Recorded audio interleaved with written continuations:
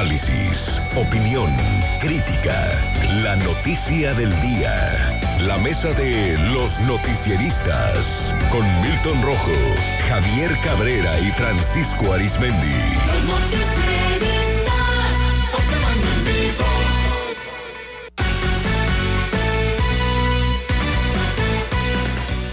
Saludo esta tarde a Javier Cabrera. Javier, ¿cómo te va? Muy buenas tardes. Muy buenas tardes al auditorio.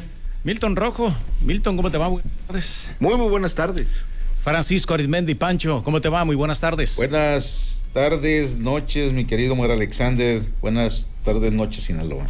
Casi fin de semana, Pancho. Turi, Nascari, Nainari.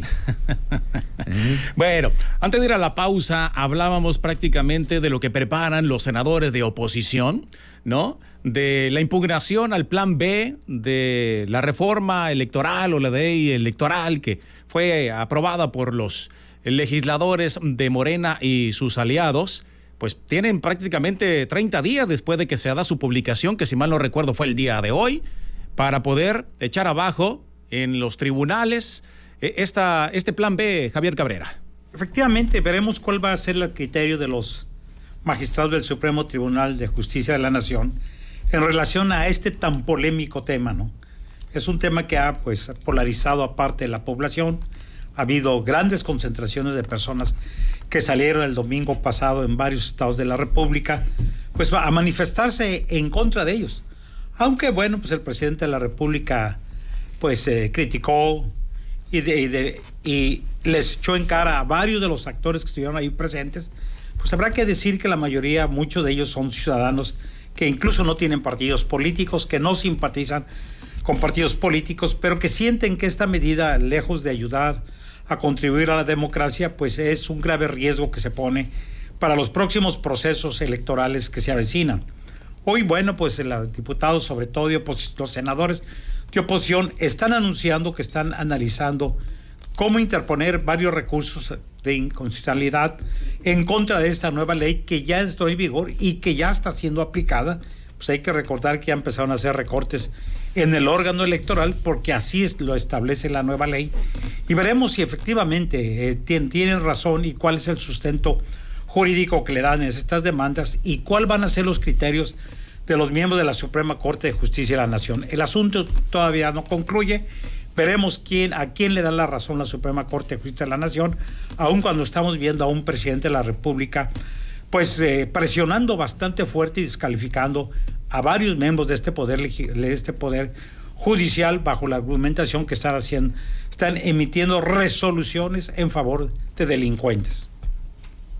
Señalarlo, Milton, que esta Ley General de Instituciones y Procedimientos Electorales, que fue publicado hoy en el Diario Oficial de la Federación, entra en vigor al día siguiente, es decir, mañana, y detalla que este decreto no será aplicable en los procesos electorales venideros del Estado de México y de Coahuila este año, ¿no? Pero pues ya el temor se sembró en los trabajadores del Instituto Nacional Electoral y mencionan algunos que en los órganos electorales locales, pues al menos ahí no se van a tocar, pero pues hay muchas dudas. Sí, hay muchas dudas y si nos vamos, por ejemplo, al tema de cómo se ha estado cabildeando al interior de la Suprema Corte de Justicia, pues antes de que afectara la cuestión de Coahuila y Estado de México, el ministro Pérez Dayán ya había metido ahí un recurso para parar el hecho de que el plan B aplicara para el 2023. Esa era por un lado. Por otro lado, lo que hoy comentó la senadora Ruiz Massieu, al decir que ya se está preparando los senadores para ir en contra del plan B, es porque sabe muy bien que en el 105 constitucional hay tales o cuales figuras que solamente pueden ir en contra de una legislación en materia electoral. Y parte de ello es las cámaras, la Cámara de Senadores, la Cámara de Diputados o el Congreso de la Unión o la Comisión Permanente, un Estado, una entidad federativa, órganos constitucionales autónomos, son los que pueden ir en contra de esta situación. Entonces, los recursos de inconstitucionalidad, ellos los van a trabajar y los van a ver, pero fíjate las cosas, o sea, primero va a haber dos peleas de la oposición contra el régimen. Primero, lograr articular un discurso para ver si logran ganarle al presidente todos los días, machaque y machaque en la mañanera, y por otro lado van a estar también muy ocupados peleando las reglas del juego. Entonces, por un lado, el presidente pues está pégueles y pégueles y pégueles, y por otro lado los ocupa en cómo va a estar las reglas de cómo van a ir a votar, con qué instituciones, o sea, qué INE va a ser el que va a estar la estructura trabajando en las elecciones, y sobre todo la parte del discurso que se ha comentado. ¿Quién va a cuidar y cómo van a cuidar las casillas electorales y cómo se van a contar los votos el día del 2020, el día de las elecciones presidenciales? ¿Por qué? Porque parte del desmantelamiento del INE tiene que ver con la capacitación electoral para el día de la jornada. Entonces, ahí no han sido muy claros y no nos han dicho cómo va a ser eso. Entonces, con esa gran legitimidad electoral que tiene Morena, ¿por qué quiere cambiar las reglas del juego? Esa es la gran pregunta. ¿Y quién va a cuidar y contar los votos, Francisco? Que es muy importante, ¿no? Mira, como dice el dicho, al ladrón, allá va, él fue. Creo que el presidente López Obrador tiene mucha razón cuando periódicamente dice que agradece mucho a sus adversarios, que nunca pasan de la protesta pacífica, bien ordenaditos, etcétera, haciendo una diferencia de lo que ocurre en otros países con una oposición muy radical que permanentemente toma calles, etcétera. ¿Por qué? Porque el presidente sabe que los tiene perfectamente bien medidos, los engancha cuando quiere, es decir, los distrae cuando quiere, y en este tema del plan B, la oposición está metido con todo, vamos a decir, y bueno, logran involucrar en esta ya histórica marcha que se llena el Zócalo con gente opositora al plan B y que defienden el INE. ¿Por qué? Porque en el fondo la partidocracia sabe que mucho de, si es que no el total contenido de ese plan B, pues la Corte lo va a tumbar. Y por eso desde ahorita el presidente corta cartucho y empieza ya directamente a cuestionar y defenestrar a la actual presidenta de ese poder, a la magistrada ministra Norma Piña. ¿Por qué? Porque él está diciendo, se los dije, se los advertí desde un principio, es lo que querían. Pero el presidente sigue ganando tiempo, porque en lo que definen qué hacer con ese plan B y que la Corte defina, sus corcholatas siguen adelante, siguen en una abierta campaña, etcétera, y no hay quien los pare, no hay quien los frene. Y en la oposición, más que quizás estar preparando, Milton, algún discurso o algo, saben que ya les anocheció y que ya es demasiado tarde para intentar fabricar una buena opción que pueda preocupar o mortificar a Morena en cuanto al tema principal, a la joya de la corona, el 2024, que es la presidencia de la República. En cuanto a los distritos de la Cámara Baja y a las senadurías, eso es otra cosa. Pero lo fuerte, lo principal, creo que cada vez, entre más avance el tiempo, le da resultado al presidente López Obrador estar moral y políticamente al frente de lo que él quiere para Morena y para cualquiera de sus corcholatas, que definitivamente va a salir de entre Claudia Sheinbaum, Marcelo Ebrard, y sin descartar que pudiera dar la sorpresa a Dan Augusto, que yo lo dudo. Pero en lo demás, Ricardo Monreal, pues todo indica, anda muy calladito, anda muy modosito. Creo que a lo mejor ya le prometieron que él va a ser el candidato por la Ciudad de México. Y Noroña, pues es Noroña, ¿no? Y siempre será Noroña, pero siempre tendrá también su huesito. El compañero Noroña, Pancho, por favor. El compañero, camarada presidente. Es un buen, ¿no? Bueno, brincará de la Cámara de Diputados a la de Senadores seguramente. Veremos cómo, porque no las tiene todas consigo en la Suprema Corte de Justicia de la Nación el presidente López Obrador, como bien lo dice Pancho Javier, para empezar con la magistrada presidenta, ¿no? Sí, que lo que se ve es parte de una estrategia, ¿no?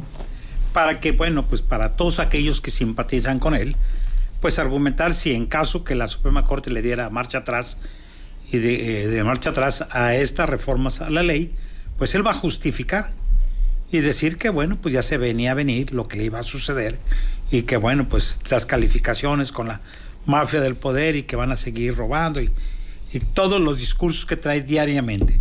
Pero sí, en caso de que no prospere estas impugnaciones por la vía jurídica, la pregunta es ¿quién va a formalizar los procesos electorales?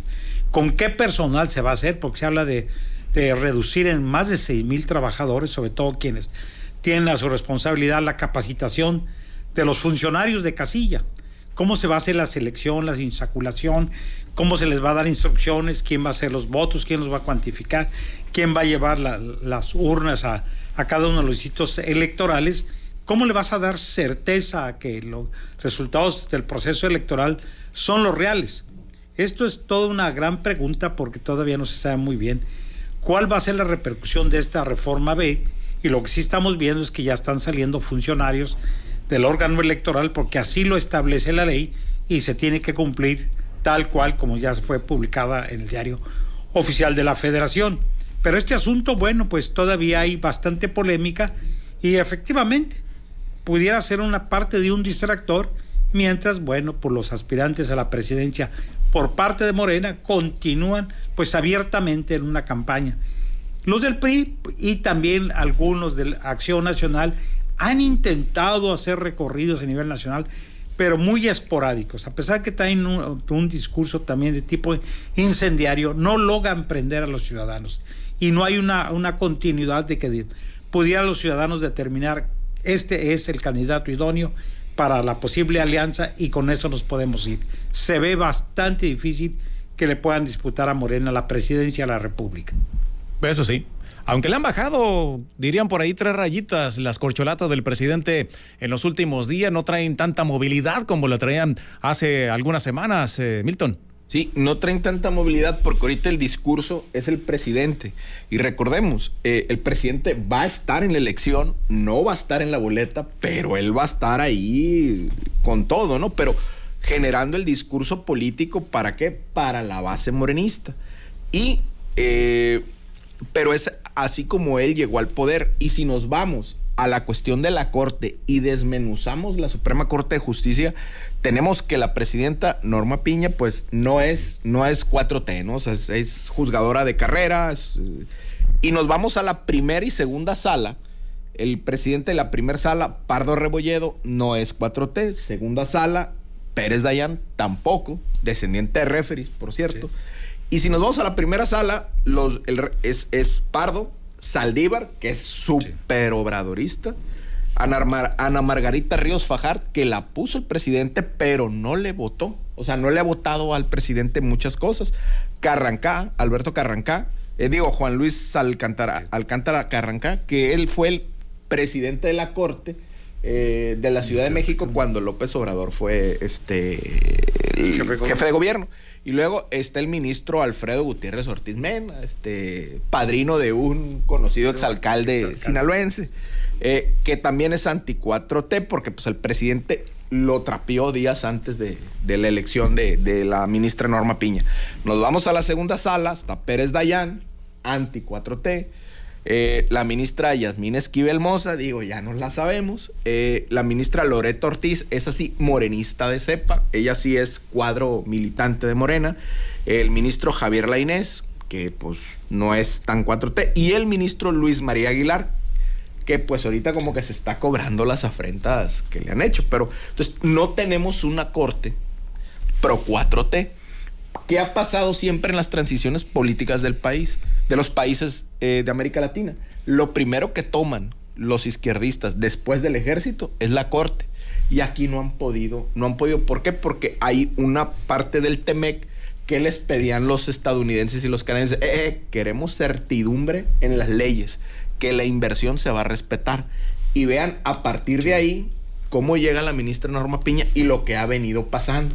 Y el discurso, tanto del Departamento de Estado americano como el embajador, el don viejón, Ken Salazar, estamos viendo nosotros con cuidado el tema electoral. Entonces el presidente por un lado avanza y por el otro lado les pega. Pero es parte del estilo de hacer política del presidente López Obrador. Ahora, hay que ir pensando también lo que lo hemos comentado en la era post Andrés Manuel López Obrador. ¿Cómo se va a hacer la política y qué es y cómo van a intentar calcar al presidente, pero no van a poder? Sí, sin lugar a dudas. Y hay muchas controversias, porque no nada más es el recorte de hasta del 80% del salario para los trabajadores o funcionarios de primer nivel del Instituto Nacional Electoral. Está lo de la llamada cláusula de la vida eterna, que hablaba de que si no obtenían el 3% de la elección total, los partidos políticos tenderían a desaparecer, aquellos partidos satélite a Morena, los aliados del presidente.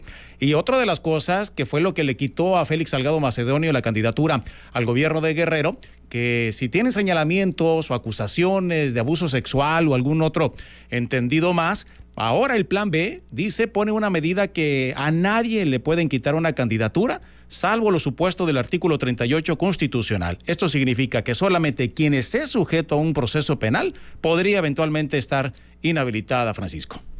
Bueno, eso es lo que se quiere, ¿no?, de parte de quienes presentan esta iniciativa, que es pues el presidente López Obrador y su gente. Pero volvemos a lo mismo, mi querido Omar, amigos del auditorio. Esa cláusula donde querían vida eterna para los partidos que no alcancen el porcentaje que mantenga su registro, pues es de risa. O sea, desde un principio se sabía que eso no iba a proceder.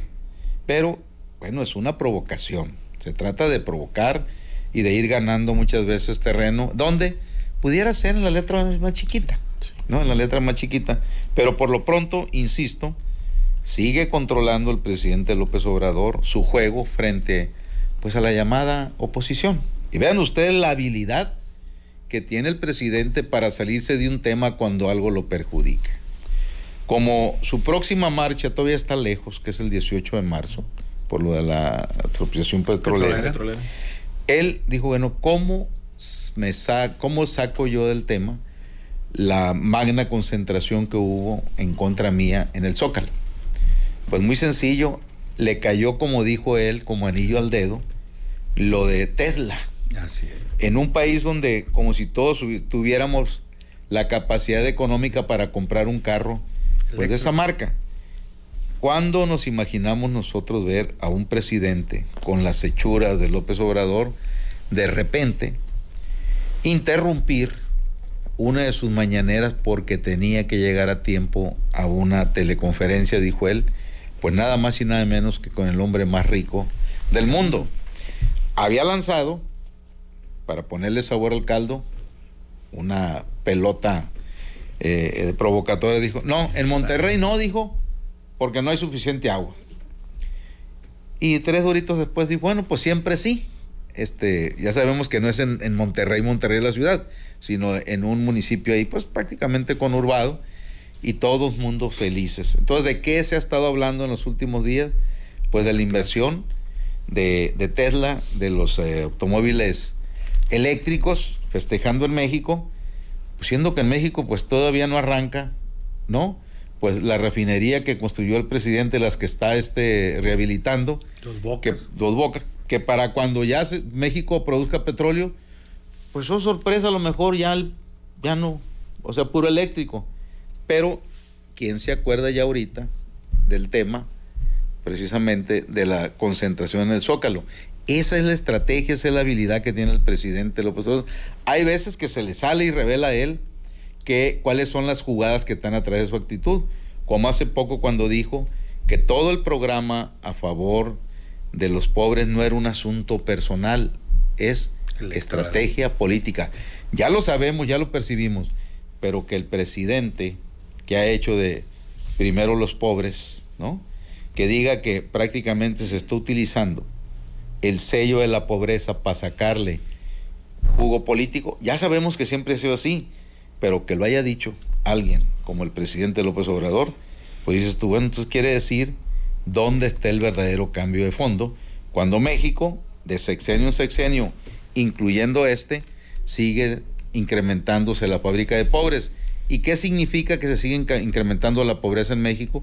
Pues mayor insumo para que en los procesos electorales, a través de lo que usted juste y mande, pues se vaya prácticamente a especular pues con esa gente que con la necesidad que tiene, pues ya sabemos, como más caliguana, y pues van Y él lo dice, los pobres son muy agradecidos, la clase media no, en fin. Entonces todo sigue siendo estrategia política, incluyendo la narrativa. Es más, nosotros ahorita estamos enganchados en este tema, pero hay otros temas más serios en el país. Ya sabemos cuáles son: salud, seguridad, finanzas, medicamentos, etcétera, etcétera, etcétera. Tortilla que sube y sube, por cierto, ¿no? Bueno, bolas de humo, bueno para hacerlas el presidente, pero ya se prepara, ¿no, Javier? Con la contramarcha para el 18 de marzo, como bien lo dice Francisco, el día de la expropiación petrolera, una mega marcha, una mega concentración a la cual está convocando el presidente López Obrador, pues para defender su plan B. Bueno, es que ese es su deporte favorito y es bueno para eso. Él conoce muy bien cómo hacer este tipo de movimientos. De ahí viene con tanto tiempo. Y bueno, pues él va a hablarle a su base y él va a querer superar el número de personas que fueron a la Ciudad de México el domingo pasado para manifestarse en contra de lo que él en contra de este famoso plan B. Bueno, pues él va a querer llevar el doble para decir que la mayoría del pueblo lo está respaldando. Ya sabemos también las facilidades que le dan a la gente para que acuda, porque hoy se llaman facilitadores. Efectivamente. Milton Rojo. Sí, y algo que no han dicho, o sea, que no ha dicho el régimen sobre la marcha, es que casi no había jóvenes. O sea, había de 28, 30 para arriba, pero jóvenes no había en la marcha. O sea, digo, las fotos que me tocó ver y todo, yo no vi mucho joven en ese apartado, y no lo han dicho, ¿no?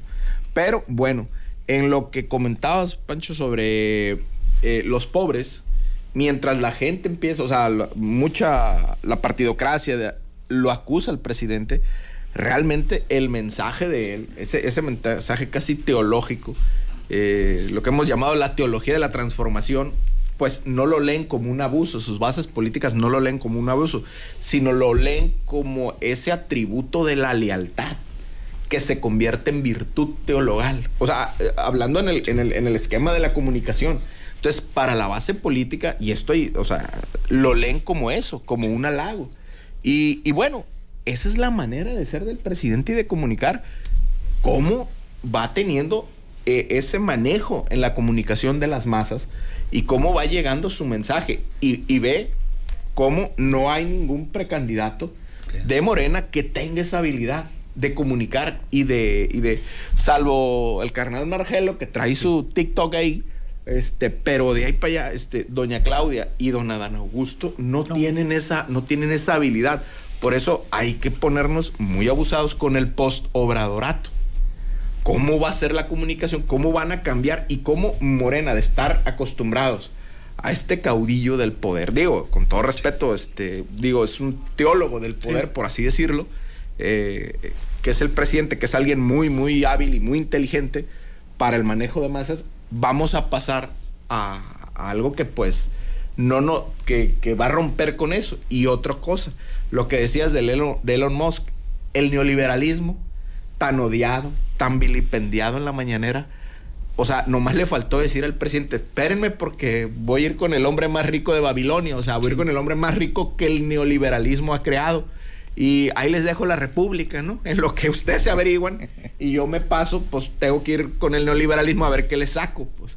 Entonces, en ese discurso es muy hábil el presidente y la oposición no ha sabido seguirlo y no ha sabido ponerlo contra la pared y ya se les acabó el tiempo. Bueno, Francisco Treviño le dice a Pancho, porque mucha gente comenta que sí hay mucho dinero en Sinaloa. Por aquí pues pasarán volando los carros Tesla en Sinaloa en cuanto empiecen a venderlos. En Culiacán habrán de ser, no sino 200 los carros que anden circulando en la capital, dice Francisco Treviño. Otro Pancho, Francisco Javier Collantes, buenas noches. No soy de ningún partido político, pero auguro, aunque no hay precandidato o candidato a la presidencia de la República, Morena ganará la presidencia. La figura de López Obrador aún prevalece. Saludos a la mesa. Ferrell Ortega Félix, estrategia política, porque la clase media son las más afectados. a través de los impuestos y el repartir impuestos, bueno, a los pobres a través de dádivas. Bueno, una serie de comentarios acerca del tema que se está tratando el día de hoy. Francisco, comentario final. Mira, uno de los presidentes más recordados, pero en positivo, fue el general Lázaro Cárdenas, que rompió con el maximato de Plutarco Elías Calles y prácticamente lo sacó al país. Después de que Lázaro Cárdenas deja la presidencia en México, duró todavía bastantes sexenios con una fuerte influencia de su base social en el país, ¿no? Y en 1988, en la elección presidencial, cuando su hijo Cuauhtémoc es candidato presidencial contra Carlos Salinas de Gortari, pues ya sabemos lo que ocurre. Es decir, una hecatombe política. ¿Por qué? Porque era todavía la herencia de sangre del ingeniero Cárdenas. Hoy su hijo Lázaro Cárdenas Batel es el coordinador de asesores del presidente López Obrador, pero está ya como en un cuarto oscuro, congelado, ¿no? ¿A qué voy con esto? Creo que cuando venga la época post López Obrador, quien quede al frente de Morena en la presidencia no va a poder de la noche a la mañana tratar de eliminarlo, de disminuirlo, etcétera. Creo que le va a durar buen rato también al expresidente para ese entonces López Obrador seguir manteniendo influencia sobre esa base social que lo llevó al poder, que fueron pasadito de 30 millones. Bastaría. Él dice que se va a ir a su rancho, que ya sabemos cómo se llama, ya Palenque, y que ella no va a decir, no es cierto. No se le puede creer a un hombre que cuando era jefe de gobierno de la Ciudad de México, Distrito Federal, cuando le preguntaban sobre sus aspiraciones presidenciales, él contestaba: a mí denme por muerto. Y el muerto goza de cabal salud desde Palacio Nacional. Efectivamente. Francisco, muchas gracias. Buenas noches. Buenas noches, Sinaloa. Ánimo. Javier Cabrera, comentario final. Así es, vamos a ver en qué concluye esta controversia que van a preparar los senadores de la República y cuál va a ser la actitud del presidente de la República en caso que la Suprema Corte de Justicia le dé palo. De todos modos, aun cuando le dé palo, pues lo que está viendo que la intención del voto hasta estos momentos favorece con mucho a su partido. Muchas gracias, Javier. Buenas noches. Buenas noches al auditorio. Milton Rojo, comentario final. Precisar algo sobre la influencia del cardenismo en este país. Tenía más de 20 años el presidente Cárdenas que había dejado el poder, y unos barbudos en Cuba toman el poder en 1959, y en esa parte, no recuerdo si despuesito, el presidente Cárdenas quiere ir a apoyar a la revolución. No recuerdo si fue lo de Valle de Cochinos o fue la toma ya cuando toman el poder. Y lo detienen. O sea, un capitán del ejército le ordenan prácticamente encadenar la avioneta. Y el expresidente Cárdenas no sale. ¿Por qué? Porque era Díaz Ordaz y el otro presidente anterior, López Mateos, no le impiden salir. Pero aún así, el presidente Cárdenas hasta su muerte llegó a tener una gran influencia moral en este país. Y pues bueno, en parte de esas banderas las supo y las ha sabido manejar el presidente López Obrador. Y pues ve, como dice Pancho, o sea, goza de cabal salud política y de todas ahorita en Palacio Nacional. Muchas gracias. Efectivamente. Muchas gracias, Milton. Buenas noches. Buenas noches. Y gracias a usted por el favor de su atención. Ya nos vamos. A nombre de todo el equipo que hace posible este espacio informativo, le agradecemos el favor de su atención. Mañana muy temprano en la primera emisión lo espera Luis Alberto Díaz. Un servidor en la conducción, Omar de la Rocha, le dice gracias, buenas noches y hasta la próxima.